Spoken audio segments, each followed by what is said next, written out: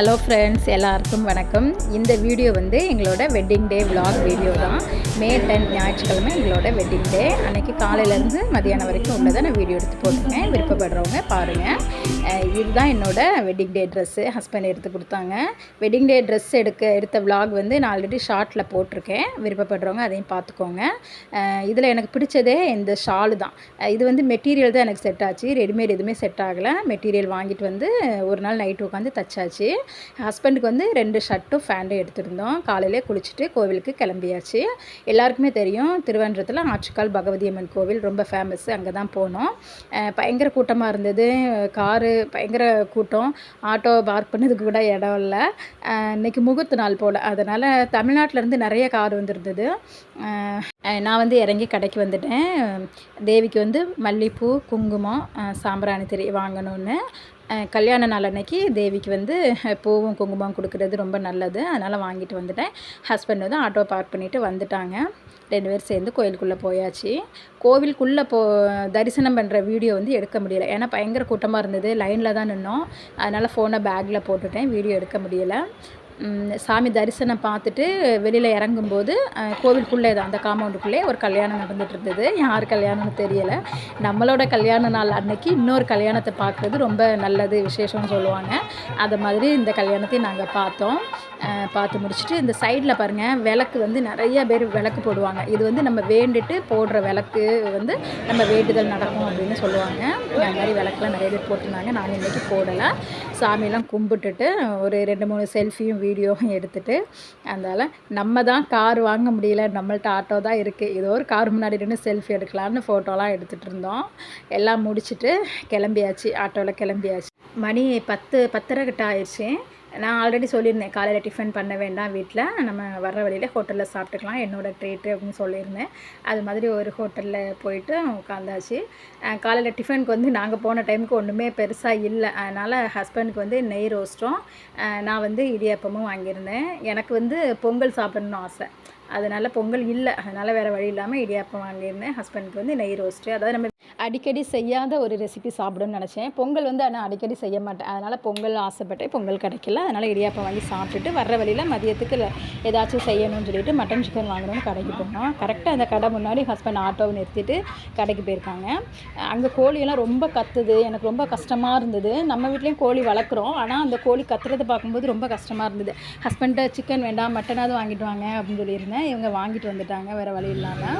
நம்ம கண்ணால் பார்த்துட்டு அதை சாப்பிட்றதுக்கு ரொம்ப கஷ்டமாக இருந்தது. அதனால் வேண்டான்னு சொன்னேன். வேறு வழி இல்லாமல் வாங்கிட்டு வந்துட்டாங்க. வாங்கிட்டு வீட்டுக்கு வந்தாச்சு. வந்ததும் ட்ரெஸ்ஸை மாறிட்டு சமையல் வேறு ஆரம்பித்தாச்சு. மணி வந்து 12 மணி ஆயிடுச்சு. அதனால் படபடான்னு சமையல் வேலை ஆரம்பிச்சிட்டேன். பிரியாணி வைக்கணுன்னு தான் பிளான் பண்ணியிருந்தேன். ஆனால் அதை மாதிரி தான் பீஸும் பெருசு பெருசாக போட்டு வாங்கிட்டு வந்திருந்தாங்க. நான் வந்து சிக்கன் சாப்பிடக்கூடாதுன்னு முடிவு பண்ணிட்டேன். அதனால் கீ ரைஸ் மட்டும் செஞ்சுட்டு சிக்கன் கறி வச்சிடலாம், அப்படின்னா கீ ரைஸ் மட்டும் நான் சாப்பிட்டுக்கலாம்ல, ஹஸ்பண்டுக்கு கறி கொடுத்துக்கலாம் அப்படின்னு சொல்லிட்டு கீ ரைஸ் தான் வைக்க ஸ்டார்ட் பண்ணேன்.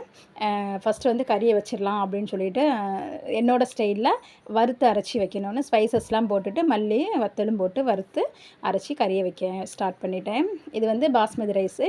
கீ ரைஸுக்கு ஊற போட்டுடலான்னு 1 கிளாஸ் அரிசி கழுவி ஊற போட்டுட்டேன். அதுக்குள்ளேயும் நம்ம வறுத்து வச்சுருந்தது வந்து ஆறிடுச்சு. அதையும் மிக்ஸியில் போட்டு அரைச்சிட்டேன். இது வந்து என்னோடய ஸ்டைலு. எப்போவும் ஒரே மாதிரி வைக்கக்கூடாதுல, வித்தியாசமாக வைக்கணும் அப்படின்ட்டு வச்சேன்.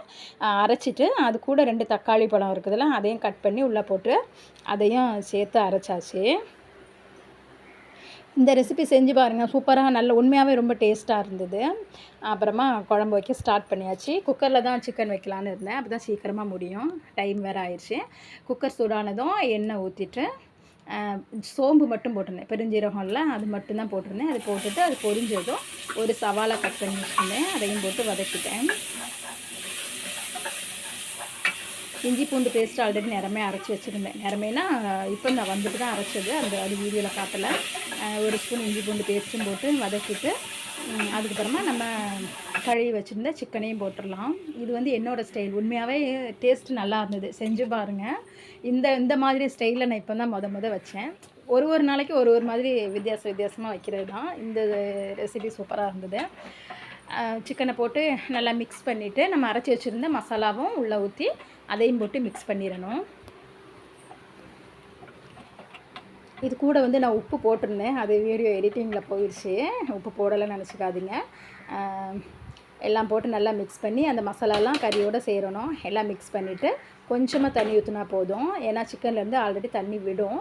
கொஞ்சமாக தண்ணி ஊற்றிட்டு மூடி போட்டு 4 விசில் போதும். சிக்கன் நல்லாவே வெந்துடும். இதுக்கடையில் 2 முட்டையை பாயில் பண்ணிவிட்டு பெப்பர் சால்ட்டு மட்டும் போட்டு ஃப்ரை பண்ணி வச்சுட்டேன். ஹஸ்பண்டுக்கு அது ரொம்ப பிடிக்கும். விசில் வந்து 5 நிமிஷம் ஆயிடுச்சு. ஸ்டீம் இறங்கினதுக்கப்புறமா ஓப்பன் பண்ணிட்டேன். கரெக்டாக இருந்தது. ரொம்பவும் தண்ணியாகவும் இல்லாமல் ரொம்ப கெட்டியாகவும் இல்லாமல் கரெக்டாக இருந்தது. அந்த குழம்பு வந்து வேறு பாத்திரத்தில் மாற்றிட்டு கீ ரைஸ் பண்ண ஆரம்பிச்சிட்டேன். 2 ஸ்பூன் நெய் ஊற்றிட்டு எல்லா ஸ்பைசஸும் பட்டை, கிராம்பு, ஏலக்காய் நிறையா எல்லா ஸ்பைசஸும் போட்டு அது பொரிஞ்சதுக்கப்புறமா 2 சவாலை நீளமாக கட் பண்ணி வச்சுருந்தேன். ஒரு 2 பச்சை மிளகும் கட் பண்ணியிருந்தேன். அதையும் போட்டு மிக்ஸ் பண்ணி விட்டுட்டேன். நான் வந்து 1 கிளாஸ் தான் போடுறேன். அதனால் சின்ன சவாலாக 2 போட்டிருந்தேன். பெருசுனா 1 போதும். 1 கிளாஸ் 2 பேருக்கு மதியம் லஞ்சுக்கு மட்டும்தான், அதனால் போதும். கொஞ்சமாக இஞ்சி பூண்டு பேஸ்ட்டும் போட்டுட்டு மிக்ஸ் பண்ணி விட்டுட்டு புதினாவும் மல்லி இலையும் கட் பண்ணி வச்சுருந்தேன். அதையும் இதோட போட்டுடலாம். கீ ரைஸ்க்கு போடுவாங்களான்னு தெரியல, ஆனால் நான் போடுவேன். இது என்னோடய ஸ்டைல் ரைஸு. அதுவும் போட்டு மிக்ஸ் பண்ணிவிட்டு நம்ம கழுகி ஊற வச்சுருந்தோம்லாம் 20 நிமிஷம் ஊற வச்சுருந்தேன். அந்த பாஸ்மதி ரைஸும் அதோடு போட்டுட்டு ரைஸை லைட்டாக மிக்ஸ் பண்ணி விட்டுட்டு 1 கிளாஸ் ரைஸுக்கு 2 கிளாஸ் தண்ணியும் ஊற்றி உப்பும் போட்டு எல்லாம் மிக்ஸ் பண்ணி குக்கரை மூடி போட்டு வேக வச்சிடணும்.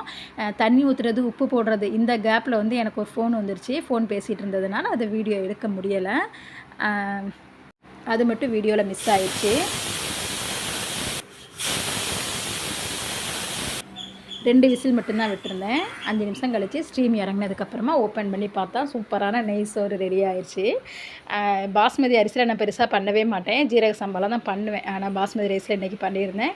கொஞ்சம் சூடு இருக்குது, அதனால் ஒரு 5 நிமிஷம் மூடி வச்சிடலாம். கொஞ்சம் உதிரியாக ஆயிரும். அப்போ ஹஸ்பண்ட் வந்தோடனே சூடாக சாப்பிட்லான்னு மூடி போட்டு மூடி வச்சுட்டேன். ஹஸ்பண்டு வந்துட்டாங்க. சூப்பராக லஞ்சு ரெடி ஆயிடுச்சு. வெட்டிங் டே சூப்பராக கொண்டாடி முடிச்சாச்சு. நான் வந்து சிக்கன் சாப்பிடல. நான் சொல்லியிருந்தேன் கோழி கத்துறது ரொம்ப கஷ்டமாக இருந்ததுன்னு. அதனால் கீ ரைஸும் முட்டையும் தயிர் சலாட் வச்சு நான் சாப்பிட்டேன். ஹஸ்பண்டுக்கு மட்டும்தான் சிக்கன் குழம்பு வச்சு கொடுத்துருந்தேன். வெட்டிங் டே சூப்பராக கொண்டாடி முடிச்சாச்சு. வீடியோ பிடிச்சிருந்ததுன்னா சேனலை சப்ஸ்கிரைப் பண்ணிக்கோங்க. தேங்க்யூ.